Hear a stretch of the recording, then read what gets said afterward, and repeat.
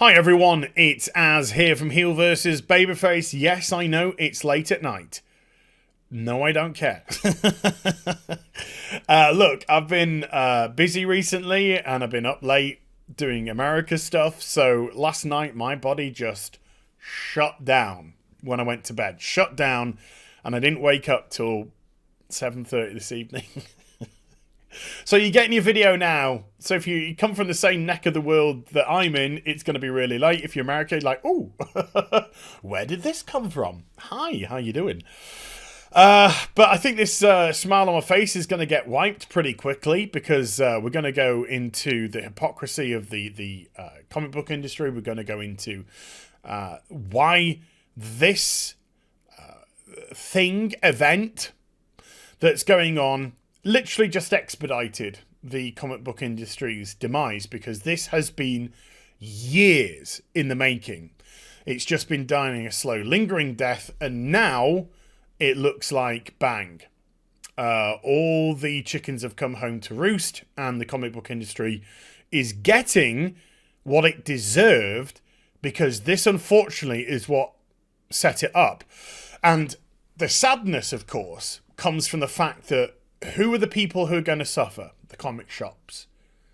They're the people who are going to suffer. Those people are going to lose their livelihoods because they simply can't stay open.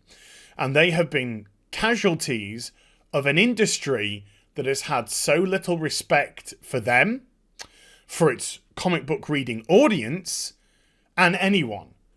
The sheer effing hubris of this industry is what's created its own demise. So let's just backtrack a wee bit. So what happened? I can't put an exact year on when it happened, but I've been collecting comics since 1992, as many of you know. 28 years collecting comics, right? And for the longest period, for over 20 years of that, I'd imagine, I was buying comics and I was being sold comics, and that's the way business operated. Suddenly, with the rise of social media, and in particular the poisonous cesspit which has been come to known as TwitTwat, I was being called everything under the sun by comic book writers and artists for some reason. I was being called a white supremacist, I was being called an islamophobe, and an ism, all this kind of stuff. Why? I don't know. All I've done for the last 20 plus years is buy Batman comics, Catwoman comics, Robin comics, Nightwing comics, Batwoman comics, Azrael comics, Superman comics, Green Lantern comics, Green Arrow comics, some Wonder Woman stuff, comics depending on who the cover artists were, Kelly Jones, Stanley Lau, stuff like that. That's all I had done.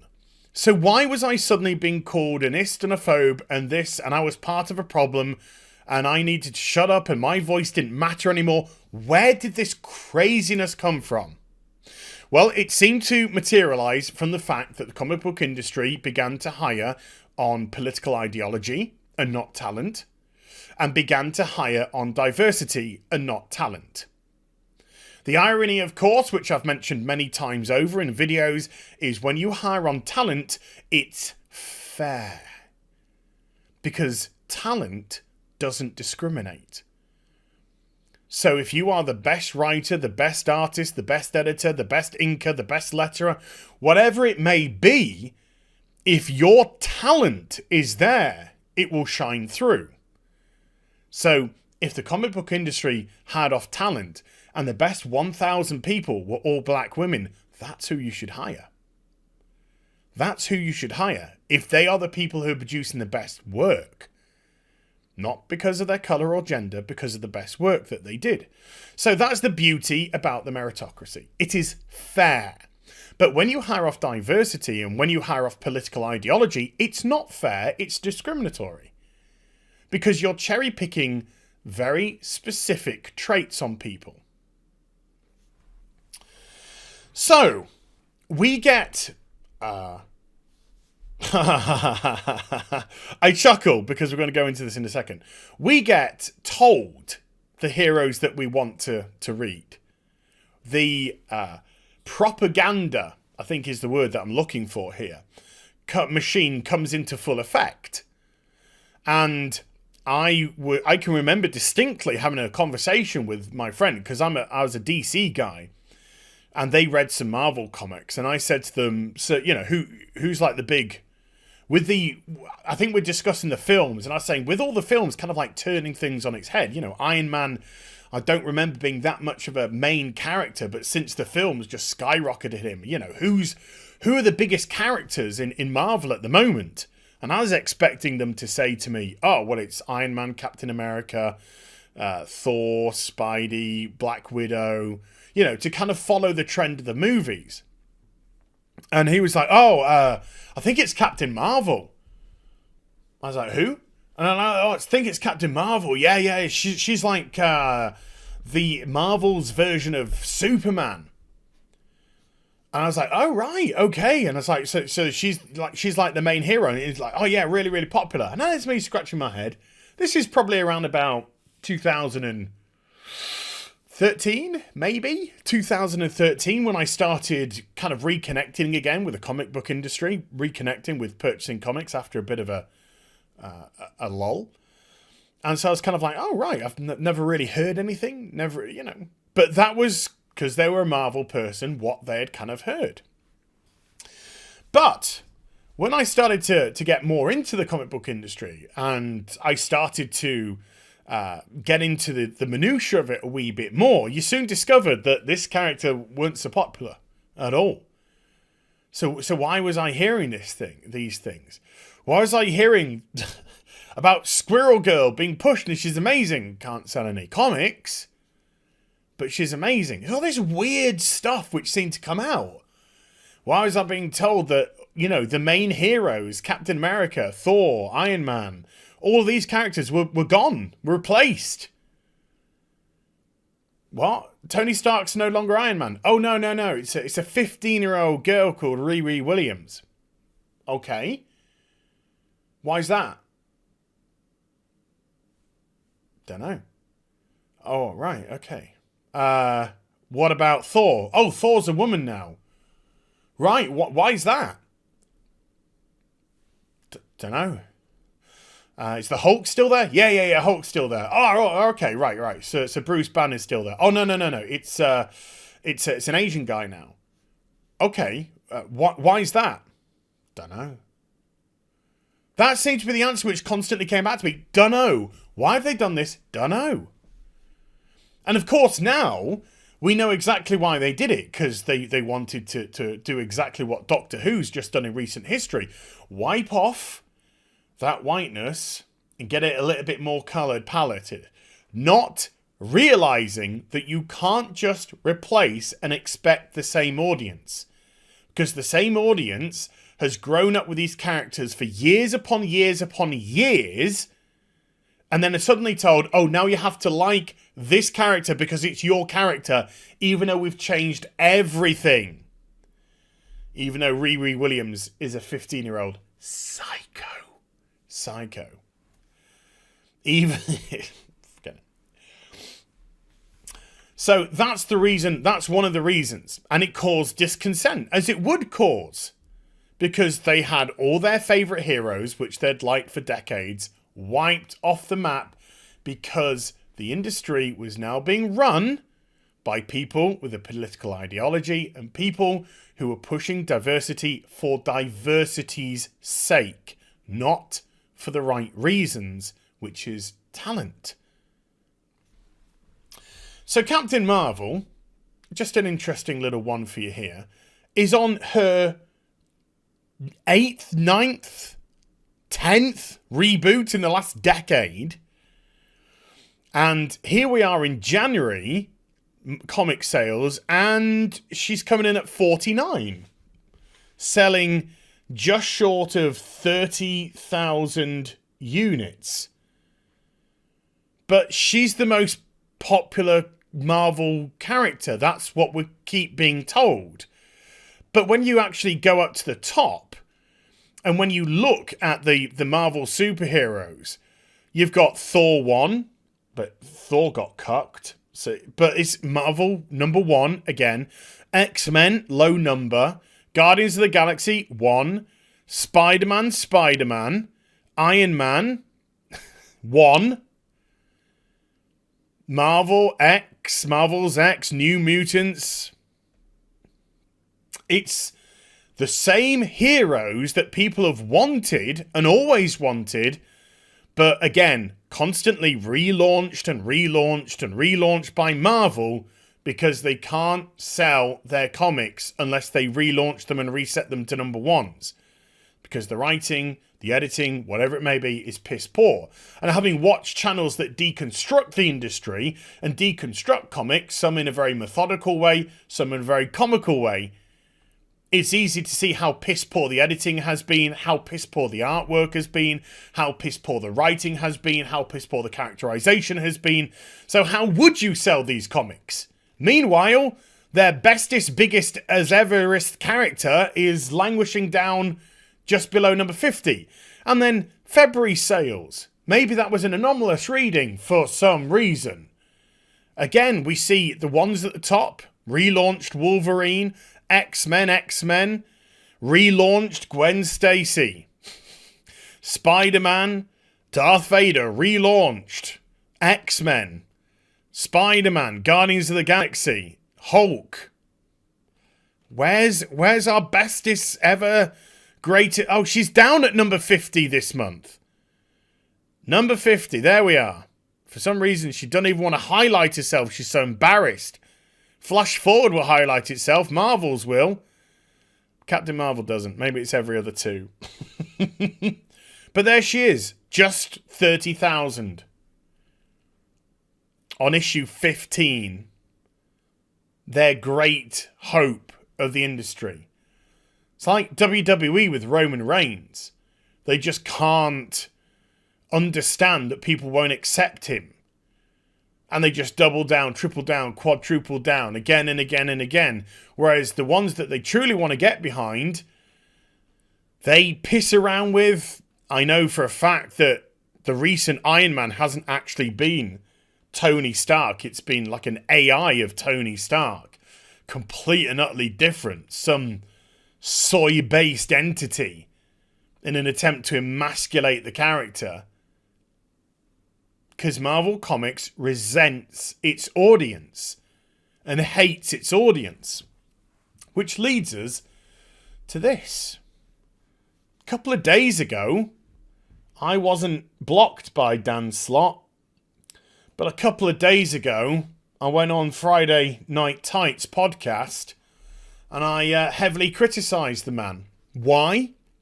Because Dan Slott recently took to Twitter to tell anyone who voted for Trump this year to fuck off. Those are his words. That's a quote. If you vote for him this time round, fuck off, fuck you. That's what Dan Slott said to his prospective customers. And with the voting in the US being so tight 4 years ago, almost 50% of his potential audience leant in a certain direction. You know, I know there's a big group of non-voters, etc. But you get the idea. And he just told him to fuck off. If I ran Marvel like a business, he would be sacked. And I know that a lot of people like Dan Slott's work, particularly on Spider-Man. But when one of your writers goes onto a social platform and tells half of your audience to go screw themselves, that's a lot of people that could potentially pick up a comic. He would be...